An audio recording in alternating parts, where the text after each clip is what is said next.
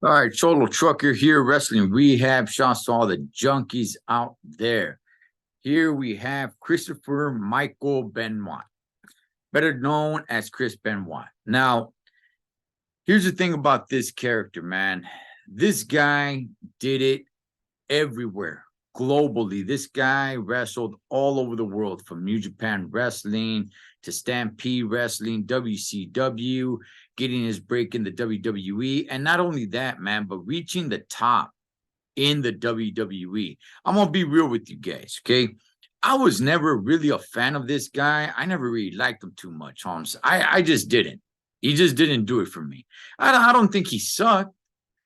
Okay, I don't. He was definitely a good wrestler, but for me personally, he was never over. Now, was he over in the company? Yes, absolutely. As a matter of fact, when he won his title, I would never forget the moment that happened there at WrestleMania, where Eddie Guerrero came out, and it was both of them in the ring, standing tall, both as champions, because these guys have a long history of coming up in the wrestling world, and both of them now being champions at WrestleMania was something very special to see. But just myself personally, I was just never really that big of a fan of his. Not saying that the guy couldn't wrestle, because damn it, the guy can wrestle. Like I said, he did it all over the world, man. And unfortunately, there's definitely a huge black eye on his name, because in June of 2007, now the days are a little bit off.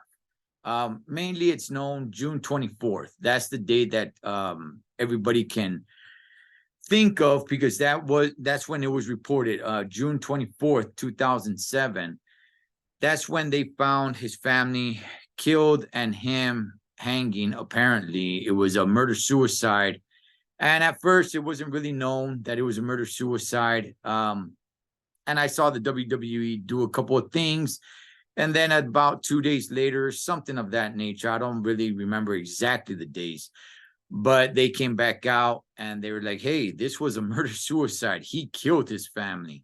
So the WWE came back and did a little damage control there. Now, depending on what you read, they some say that, hey, the killing happened on the 22nd. It was just that it was found out on the 24th.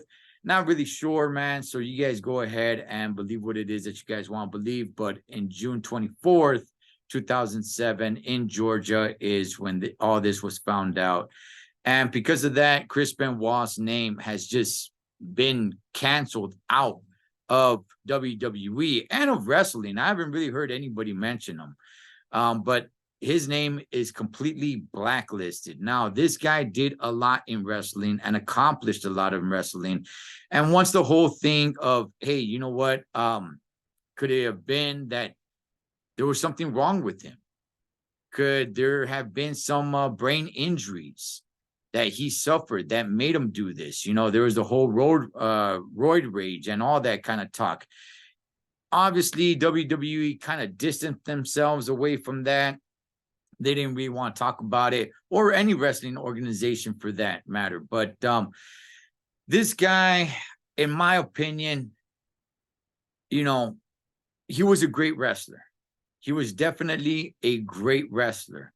So should this guy be in the WWE Hall of Fame ever? I'm not talking about, you know, the next time or next year or in 2 years, but down the line, 10 years from now, should he ever be considered for the WWE Hall of Fame? Because he did, not only did he do enough to be in the Hall of Fame, he did more than enough to be in the Hall of Fame. Personally, to me, the Hall of Fame, the WWE Hall of Fame, is a little bit of a laughing stock when you look at the people that are in there. So until they actually get serious about the WWE Hall of Fame, to me, it doesn't really matter. If they get serious, if they truly 100% take the Hall of Fame seriously, then yeah, maybe I can make an argument for this guy to be in there. But if you're going to have a couple of whacked out names in there that have no business being in there, then to me, it's kind of irrelevant whether this guy should be in there or not. They don't really have China in there because she was dabbling around in the porn industry. Now she's in there in a faction with DX, which is a little bit different. She's not in there for her solo career, which she should be. She should be. If you guys know somebody like Ric Flair, who is a two-time Hall of Famer, right? Being with the Four Horsemen, and then his solo career, you got Booker T, who's two-time Hall of Famer, one for his solo career and one for Harlem Heat, right? So China, she's just in there for the faction, but she really should be in there for her solo career. But because she was dabbling in porn, some might say, well, you know what? It's Stephanie McMahon and Triple H and the whole, love triangle that was going on there. That's the reason why she's not in there as a solo career. Hey, believe what you want. But this guy, should this guy be in the Hall of Fame? Yes or no?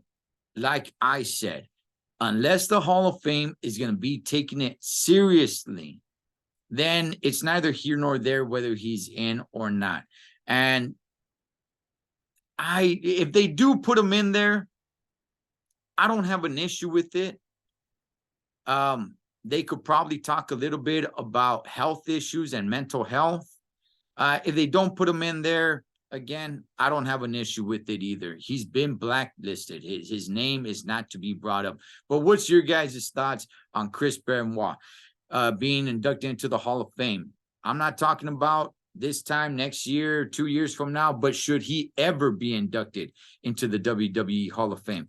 Solo Trucker Wrestling Rehab. Shouts to all the junkies. I'll catch you guys on next one.